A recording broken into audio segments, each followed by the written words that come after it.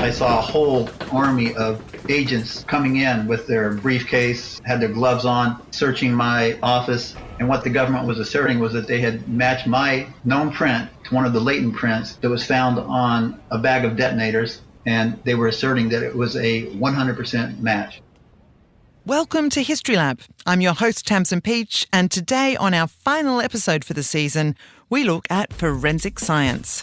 With forensic science, essentially, we are expert of traces. And by traces, I mean remnant, relics of some activities and presence of people or objects. And its clash with the law's demand for certainty. There have been major reports from the United States in particular, but if you believed everything that was in them, you would think that forensic science was not very reliable at all. And we explore how forensic science has come to know us through the traces we leave behind. We have to deal with a lot of uncertainties in forensic science. The idea that it's absolute and it's universal truth is a misconception of forensic science.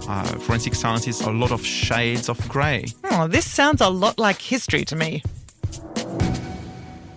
All right, so I'll just get you to start by introducing yourself, please.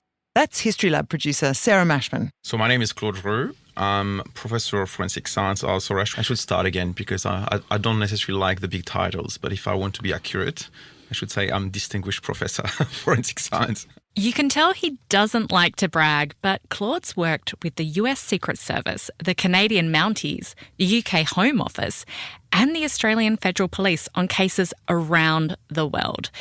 The stakes are high in his line of work. So my original specialty in forensic science is trace evidence. Forensic science is the study of traces, and traces are these remnant of people or activities that are linked to event under investigation.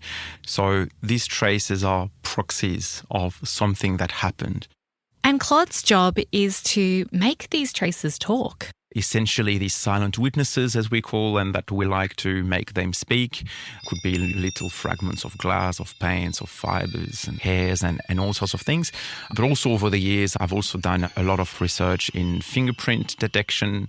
I guess in the last 10 years, I've become more and more interested in philosophies of forensic science. The history of modern forensic science starts with the French criminologist known as the Sherlock Holmes of France.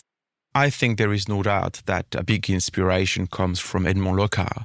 Edmond Locard was a pioneer in forensic science, and he developed a theory. When there is someone doing some activity, that person would take some traces from the place and at the same time would leave some traces of him or her and his and or her actions.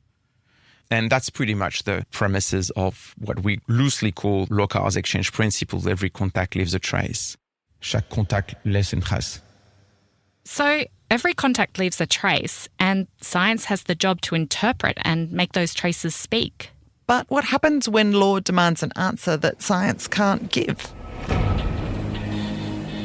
On the morning of March 11, 10 bombs exploded on 4 trains. It was a major terrorist attack on a commuter train in Madrid in 2004. 191 people were killed and over 1,500 wounded. It was catastrophic. It's a major case and it's literally chaos, but the chaos has to be organised the best we can. So obviously there is a first respondent approach, but then it's a major crime scene.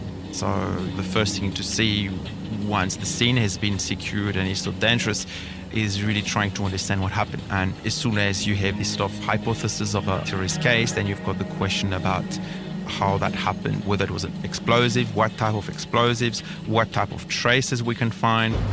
The Spanish authorities found an abandoned set of detonator caps inside a plastic bag a few blocks away from one of the bomb sites. The evidence was a plastic bag of detonators. That material was submitted to various forensic processes and a finger mark was detected on that plastic bag. This was the trace. It drew the interest of the FBI, who matched it to a man living 9,000 kilometres away. What? Let me explain. How's the weather in Oregon today? I haven't got out today, but this side of the Cascades, it's usually raining and overcast almost all winters. I called Brandon Mayfield. He's a defense lawyer working in the US. I remember the Madrid bombings. That was Spain's version of our September 11th. And I remember telling my wife, I don't know who did this attack, but I thought they were criminals of the worst sort. Almost 2 months after the Madrid attack, Brandon was working in his office. I got an unexpected knock on the door. I saw a male and female. They were dressed in black.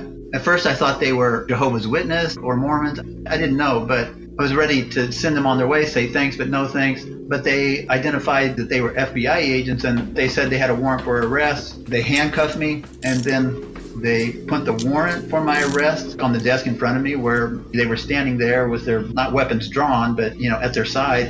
And I started reading items that they were apparently searching for, which included blasting caps, fuses.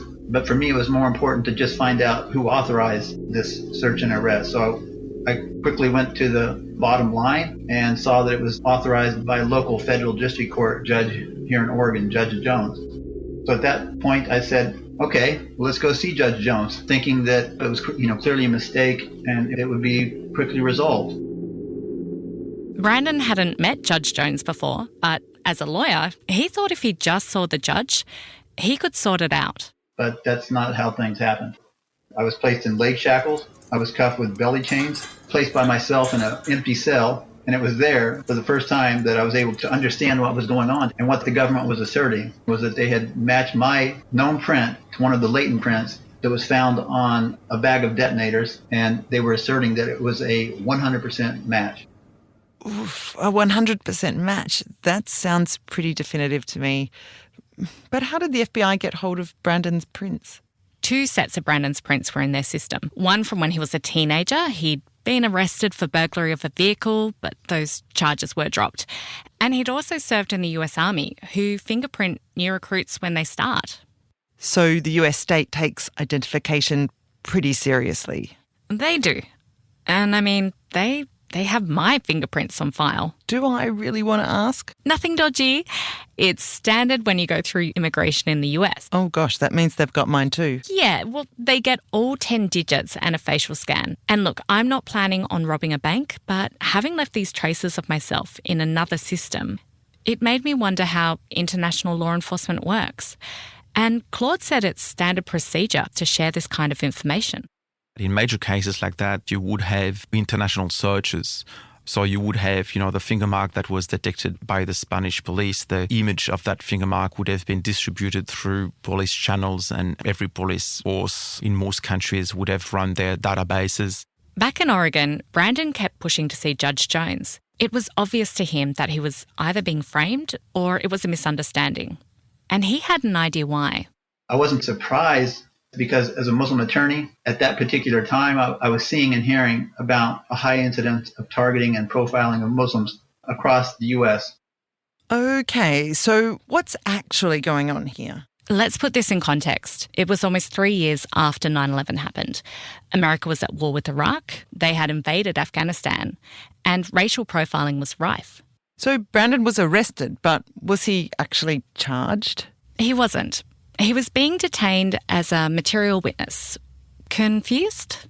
So was Brandon. But finally, he went before Judge Jones. He was the judge who'd issued the original warrant for his arrest.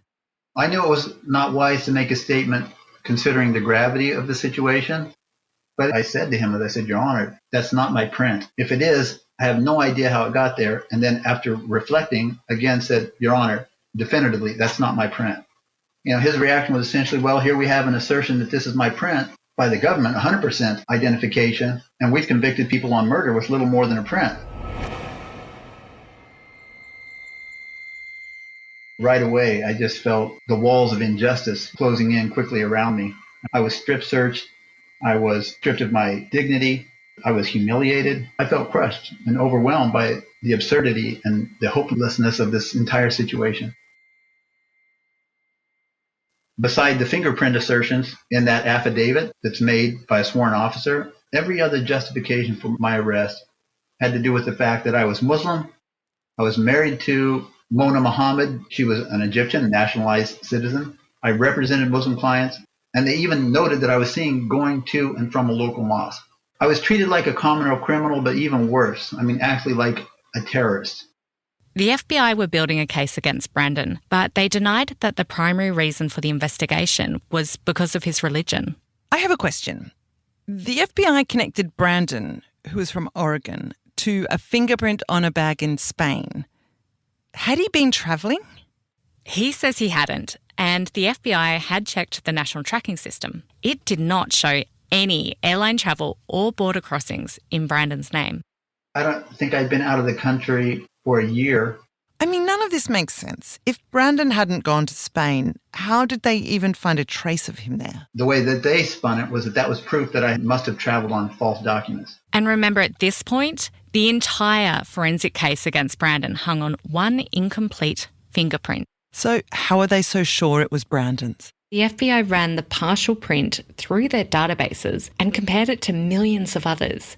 This automated search produced a list of 20 candidate prints, but Brandon's wasn't the number one match. It's not uncommon that in the end, the correct fingerprint is not number one. It's quite often in the top, but it's really not uncommon not being number one or two. So the tech can't give an answer by itself. That's when the FBI examiners step in. They manually analyse the print. What does that look like? Well, an FBI examiner does a side-by-side comparison of the 20 potential matches. They look for what's similar and what's different. In this case, the examiner concluded it was Brandon's print. He showed it to his colleague who agreed, and so did their boss. So right from the start, there is a lot of decision-making that has to be done, and the result has to be interpreted. And I think many people haven't understood over the years. They always thought that finger mark was evidence of fact. But the reality, it's not. Finger mark is like any other trace. It has to be interpreted in a context. Interpreted in context. So Claude basically is a historian. As a forensic scientist, he might disagree. Okay. So at this point, there were 3 guys at the FBI who had agreed the print was Brandon's. Have you actually seen the print? Yeah, I can show you. I can look it up online. What do you even search for? FBI, Brandon Mayfield. And it just comes up. It's on page 56, but the document's like 330 pages long, and most of it's redacted. Yeah, I can see the black patches. Okay, so this is it. Yeah, this is the print that was found on the plastic bag. I don't know what you make of that. It's pretty indistinct. Like, you can sort of see the loops and the whorls, but it's really obscured by these black patches. If you compare it to your own fingers, you can see similarities. But really, to me, this just looks like a very bad line drawing. Clearly, we are both confused. So I think you should talk to the fingerprint experts. Hang on, isn't Claude the fingerprint expert? Claude's a forensic scientist, but his job isn't to interpret fingerprints. That's the job of specialists at the Australian Federal Police. Dactyloscopy is an old European term that looked at people that studied the skin of the fingers. It is a word that we are familiar with, but we don't use it. We prefer to call ourselves fingerprint examiners. That's Bruce Comber. He's been working in this field for 20 years. In terms of parts of a fingerprint, we look at areas such as the delta, which makes a little triangle section, the core, which is sort of the centre of fingerprint pattern, and then we also look at the individual characteristics, which we call minutiae. And that's Rebecca Lee. She joined the team 3 years ago. The time it takes to do a fingerprint identification is very dependent on a lot of different factors. So the first thing would be to look at the quality of that fingerprint. A poor quality fingerprint can be very, very difficult to compare. If we have a person of interest, we can do the manual comparisons to that straight away. And if it does identify that person, then that's quicker than having to run it through our system. But I have also spent several hours looking at one fingerprint, trying to convince myself one way or the other and get to the point where I'm confident in the decision that I'm making. I know that feeling. I've done that in the archive. Well, it looks like it happens in labs too. In 2001, a new automated fingerprinting system was introduced. It made it faster to both capture and analyse prints. When I first started in fingerprints, we would get a stack of fingerprint forms from the Criminal Records Office that were taken overnight, and we would manually compare them with what was on file or what was in the database. Now with the technology we have what's called a live scan unit, which is an optical block that you can roll your fingers on, and that creates an electronic image. The turnaround time on that is something in the vicinity of minutes. Okay, so is this the system they used in Brandon Mayfield's case? Exactly. It was pretty rigorous. To start with, the system searched the database, resulting in those 20 potential candidate prints, and then 3 FBI examiners spent 3 whole days comparing Brandon's fingerprint. And then an independent examiner came to the same conclusion. It was Brandon's print. It's not looking very good for Brandon. I was supposed to have been given an opportunity to see my wife for the first time. And so I was waiting there for Mona to show up. But instead, after an indefinite wait, I was greeted by my attorneys from the Federal Public Defender's Office, who said that they had just talked to the U.S. Attorney's Office and the government intended to file for my release. I couldn't believe what I was hearing. They went on to explain that the government had just been informed by the Spanish police that they had positively identified the print on the bag had belonged to a Spanish-Algerian national named Daoud Unani. That's when I found out there was somebody else who now they were alleging had left the fingerprints on the bag of detonators. What? Yeah. So it turns out that the Spanish police had always had their doubts. They'd compared Brandon's prints back in April. And back then, they decided that the trace was not his. With Dowd arrested, Brandon was free. Wow. Yeah, just thinking about it again, I'm almost moved to tears again. I was happy. There was tears in my eyes, but it was like vindication. I looked at my attorney and I just smiled, and it was almost like that smile, like, see, I told you so. It wasn't me. That wasn't my fingerprint. How could forensic science get it so wrong? I mean, in history, we ask questions of traces from the past, and sometimes the conclusions we come to are uncertain, but historians acknowledge that as part of how they know. What's surprising me here is that Claude's description of forensic science seems to work in a similar way. How is it possible that, people could make that mistake? How is it possible that forensic science, and especially fingerprint evidence, is not absolute? We have to deal with a lot of uncertainties in forensic science. The first uncertainty. Actually, Dowd's fingerprint and Mayfield's fingerprints are different, but very close. So it's what we call it close non-match. It's exactly how it sounds. It's not a match, but it's a close one. And you could be confused if the quality of the mark isn't there. And that's our second uncertainty. The mark was not pristine. So obviously we don't have necessarily all the information we would like to see. The third uncertainty is the size of the dataset. The FBI was searching a database of millions of prints. You'd think that would be a good thing. Yeah, but it raises some problems. So you had some kind of a statistical factor that came into play because you have a lot of close non-matches when you have a so large database. And then, of course, there's the human factor. Ah, the beautiful uncertainty. The process relies a lot on the expertise of the fingerprint examiner. I think we shouldn't hide that. The examiners knew the conclusions reached by the first examiner. So there was some kind of confirmation bias. I think the question of fingerprints, especially in terms of how reliable it is, in many cases, they are not necessarily the magic bullet. They have to be interpreted in the context of the case. They have to be interpreted in context of how well they are able to answer the questions that have been asked. And I think that's very important to remember, that any forensic method or forensic trace is really only as good as it assists us answering the questions being asked.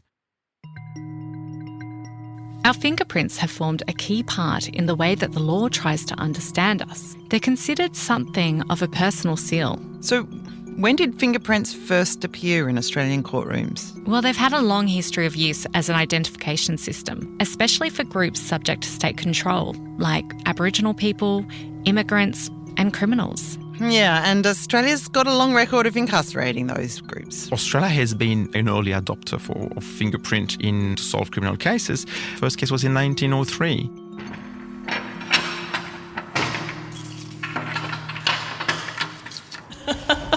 Never seen a ghost here. The building's made of sandstone, so it's always a little bit chillier than outside. Nerida Campbell is a curator at the Justice and Police Museum in central Sydney. She spent some time looking into the man who was in charge of Australia's first fingerprinting bureau. Walter Henry Childs, he was particularly interested in new science and technology and how it could be used to make police officers better at their jobs and to make their jobs easier. And he seems to have been a remarkably curious person. He was apparently also quite a bon vivant. That's how he was described in the papers at the time. Police were quick to embrace fingerprinting. It was a tool that they could see would, make their jobs easier. The police was sold on this new technique as a game changer. Some criminals would actually plead guilty in the face of fingerprinting evidence before it was even used against them in a court because they felt that it was such a strong evidentiary tool. Okay, so the police and criminals were convinced. But what about the courts? When fingerprinting was first introduced, there were some challenges in the courts because they weren't quite sure about how fingerprinting evidence fitted into the traditional forms of evidence. There was a famous case in 1912 in Melbourne. A thief broke into a jeweller's. The thief robbed a safe and he might have got away with it, but he got thirsty and drank a bottle of ginger beer, which he left at the scene of the crime. On this bottle were 3 fingerprints. 2 were unusable, but 1 was good. And the Victorian police were able to link that fingerprint to a suspect. They arrested a man called Ed Parker. And what's remarkable about this case was it was the first time in Australia that someone was convicted with a fingerprint serving as the sole piece of evidence. The jury was being asked to make a decision based purely on fingerprints, and they brought Walter Henry Childs down from New South Wales as a fingerprinting expert to testify in this case. And during that case, he actually said that no 2 people had fingerprints that were alike, which was an amazing statement for that time and one that was met by disbelief. 29,000 fingerprints had been compared to the mark left on the ginger beer bottle. 29,000? Come on. In 1912, there was maybe over 500,000 people in Melbourne? I mean, it's not exactly definitive. I know, but the jury was convinced. They found Parker guilty, and Judge Johnson sentenced him to 7 years hard labour. I found the judge's sentencing comments in a newspaper article in the Daily News from 1912. You are one of the most dangerous species of criminals. You have been engaged in offences of a serious character, skillfully executed and leaving no trace. Had it not been for the fingerprints, that blessed improvement in the means of detecting crime, you would have gone unwhipped of justice. Parker ended up appealing the case on the basis that there was no other evidence. The only evidence against him was fingerprinting evidence, and was that good enough, strong enough in a court in 1912?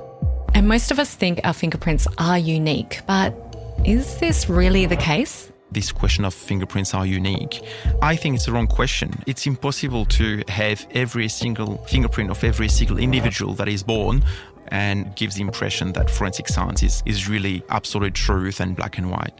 It turns out over in France, Edmond Locard had been thinking about that question too. At the time when fingerprints had central stage, Locard had a very interesting story, really warning people about focusing on only one type of traces. And he said that if there has been break and enter in a bar at night and we find a fingerprint, this fingerprint may be very good to identify the person who left it and was on the premises. But if the defendant is saying, okay, I was in this bar because I'm the waitress lover, fingerprints are not very good at distinguishing between lovers and thieves.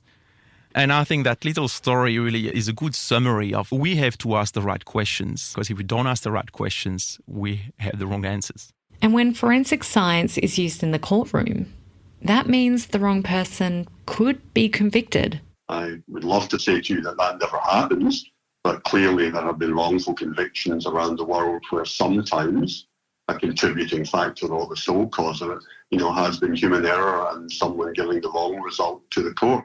James Robertson grew up in Glasgow. For 20 years, he was the head of forensic science for the Australian Federal Police. Look, I've been involved in a number of major commissions, royal commissions around the world that have looked at wrongful convictions. In fact, it was one of those cases, the Splat Royal Commission, that first brought me to Australia in 1983. And so I've seen where forensic science can go wrong. It comes down to people having realistic expectations of what the actual science means and not trying to make more of it. So when you see some of the worst wrongful convictions, they're often because the justice system tries to get more out of the science than it's actually worth. So the law is constantly squeezing science for a kind of certainty that science can't necessarily give. Views, there have been major reports from the United States in particular, but if you believed everything that was in them, you would think that forensic science was not very reliable at all. Overall, I think the proof of the pudding's in the eating, and in most instances, forensic science is very reliable. And the complexity comes when you add people. Wherever you have humans involved, then you will get human error. But in the forensic world, we can't afford those mistakes to leave the laboratory and get into the court system because the consequences are too serious. I would love to turn around and say to you that never happens, but clearly there have been wrongful convictions where sometimes a contributing factor or the sole cause of it has been human error and someone giving the wrong result to the court. Okay, but I've seen CSI, and because I believe everything I watch on television, I know that what happens is the investigators, they collect the evidence at the scene, they send the tracers off to the lab, and then bam, they arrest their suspect. Haven't there been technological advances that would give us a more certain result? Actually, yes. And it was in a lab that Claude and an Australian team of researchers came up with something called the Australian formula. The Australian formula is a chemical used for the detection of finger marks on porous surfaces, which is essentially a solution of indendione zinc. Law enforcement now use this formula around the world. It's considered the best standalone technique to recover fingerprints on paper. We made a big improvement in the technique when we realized that by adding zinc to the solution, we would make the technique much more robust. It means less amenable to the effect of changes in the environment or the paper, and so it could be universally used around the world. So how does it work? Well, to find out, we need to go to the lab. We can put some finger marks down now and touch it as naturally as you want to, as if you're picking up a piece of paper, or see if we can detect them. Dr. Xanthi Spindler is a forensic scientist who was part of the team that developed the Australian formula. She's going to show us how it actually works. Xanthi handles a white A4 piece of paper. We're going into our wet lab where we do all of our chemical enhancement processes, and then once we've done that, we can go into the dark room and see if we've developed any finger marks. So the first thing we need to do is turn on the heat press. We'll then pour out some of the indendione zinc solution into a tray, and we'll soak the document. We let it air dry a little bit until it no longer smells like salt and vinegar chips. You'll notice that very pungent smell of the acetic acid when we pull the document out. And then we take it over to the heat press. It's just a standard pants press, the same thing that you'd see in most dry cleaners and laundromats. And then we have our developed finger marks. And we're done. Suddenly, bright pink marks start to reveal themselves on the page. So we've got quite a few really good, intense pink ones over here, right on the edges of the page, which that's a sign of very, very strong development. The final step in the process is using a high-intensity filtered light called a polylight. It's really loud. You see that lamp on CSI and all these TV shows. They have these sort of very cool colours you can change. It's an Australian invention too, and what it does is enhance fingerprint detection. You'll see it on basically every TV crime show.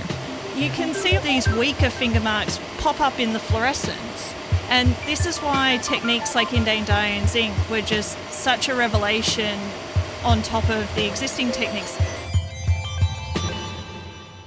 The Australian formula has allowed forensic scientists to better know and detect traces. We've been involved in fingerprint research for some time now, and we knew that the fingerprint research that is going on in Australia is really top. So that was just a confirmation that Australia is a leader in fingerprint research. But there's a catch. It wouldn't work in Brandon Mayfield's case. But why? Well, first, the print was found on plastic. The formula only works on porous surfaces like paper. But the second reason was more serious. Okay, tell me. When the Madrid bombings happened, the formula existed only in the lab, and it hadn't become available to law enforcement yet. We have very high standard in forensic science in Australia, and actually we even lead the world in terms of developing these standards. But we shouldn't think either that by having standards we have a magic bullet, because it's only part of a whole ecosystem. And that's something that Brandon Mayfield has known all along. It's good to have science in the courtroom, and forensic science is a useful tool. In law school, we're taught that every piece of evidence is like a brick in a wall. But the problem we have with the forensics community, particularly for fingerprint forensics, is they treat identification as the whole wall. Forensic science is much more than applying methods or conducting tests. As Claude says, its success also depends on the ability to identify and answer a relevant question. And modern model of forensic science are moving towards where you have a general forensic scientist, kind of a maestro in an orchestra, who is here to help develop the questions, have a first assessment of the various traces, and then can direct the forensic investigation wherever it needs to go. Technology will help more and more, but nevertheless, we don't have an automatic vacuum cleaner that can go through the scene and collect the relevant traces by itself and then bring to the lab. The only way to collect and recognize the relevant traces is for a human to work through hypotheses. And the development of hypotheses is something which, at this stage, the human brain is still way, way, way better than any machine. I think it's more a question of process and how we use the information and how we manage the uncertainty that is inherent to forensic science. And the uncertainty that is inherent to life. Because I, for one, am glad that humans are at the centre of these decisions. I don't want to live in a world where machines trained on dodgy data sets determine our fate in courts of law. And I think the courts are always going to squeeze science for certainty. So it's good to know that Claude and his field exist in the gap between them. You've been listening to History Lab. This is the final episode in our 4-part series on the law's way of knowing, where we have looked at histories that intersect with the law. Special thanks to our first collaborating STEM academic, Professor Claude Roux from the Centre for Forensic Science at UTS. Claude is also the current president of the International Association of Forensic Sciences. The Australian formula was developed by his team at UTS in conjunction with collaborators from the University of Canberra and the Australian Federal Police. This episode was made by producer Sarah Mashman. The executive producer is Emma Lancaster, sound engineer and mixing by Output Media, and our story consultant and editor was Belinda Lopez. Thank you to everyone who contributed to this episode. To Nerida Campbell from Sydney Living Museum, Rebecca Lee and Bruce Comber from the Australian Federal Police, Xanthi Spindler from the University of Technology Sydney, James Robertson from the National Centre for Forensic Studies, and Brandon Mayfield, who is still practicing law in Oregon. Thanks also go to Celine Van Gold, founder of the Sydney Exoneration Project, Chris Leonard from Western Sydney University, and Simon Walsh from the Australian Federal Police. A special thanks to Joel Barnes for playing Judge Johnson from 1912. You can find out more about the Australian Formula and the Centre for Forensic Science on our website, historylab.net, where you can also listen to some bonus content on the future of the discipline. History Lab is made on the lands of the Gadigal people of the Eora Nation, whose land was never ceded. It is made by the Australian Centre for Public History and Impact Studios at UTS in collaboration with our media partner, 2SER 107.3 FM.